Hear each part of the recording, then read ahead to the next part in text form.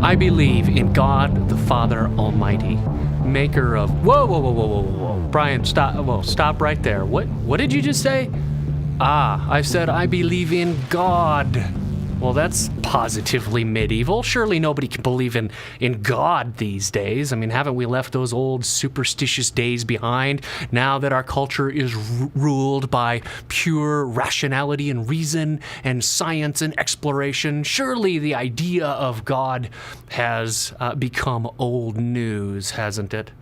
Well, no, try as they might, people can't get Christians to relinquish this belief in God, nor can they get anybody else of any other religion to relinquish this belief in God. It's become something of a commonplace to believe, as Richard Dawkins does, that religious belief in God, is actually a genetic mutation that has made us irrational and insane, and we're worshiping something that has no reality external to our own minds.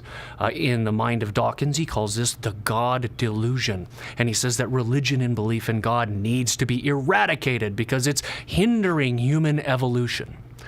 Well, let's stop and think about that for a minute.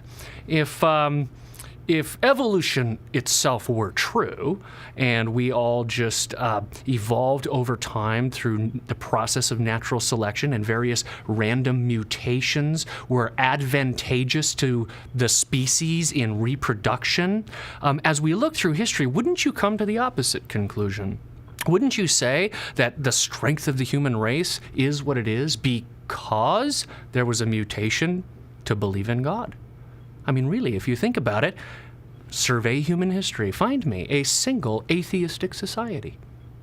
Well, ours is frankly the first, and even that's artificial. Soviet communism, Marxism, an explicitly atheistic worldview, could not snuff out religion in the Eastern Bloc countries or in Russia. You see, there's something deep in the human heart that cannot be eradicated with this talk of genetic mutations and so forth. And then, of course, we could ask Dr. Dawkins why he's so upset about religion. I mean, think about it. If belief in God really were just a random genetic mutation that's been clearly fairly beneficial for the human race, because after all, we believed in God for thousands of years and we're still here reproducing and propagating. If it were just a random mutation, then why, I want to ask Dr. Dawkins, are you so upset about religion? I mean, after all, if I look at a sample under a microscope, I don't get mad at the sample. I don't get mad at a scientific experiment. I don't get mad at a random mutation. There's no moral culpability involved. So that's just not going to cut it, calling religion a God delusion. We're going to have more to say about Dr. Dawkins and this belief in God in coming weeks when we talk about the article of the Creed that says God is the maker of heaven and earth.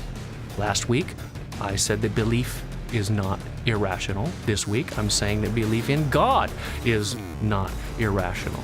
Next week, I'll talk about how belief in God as creator of all things is also not irrational.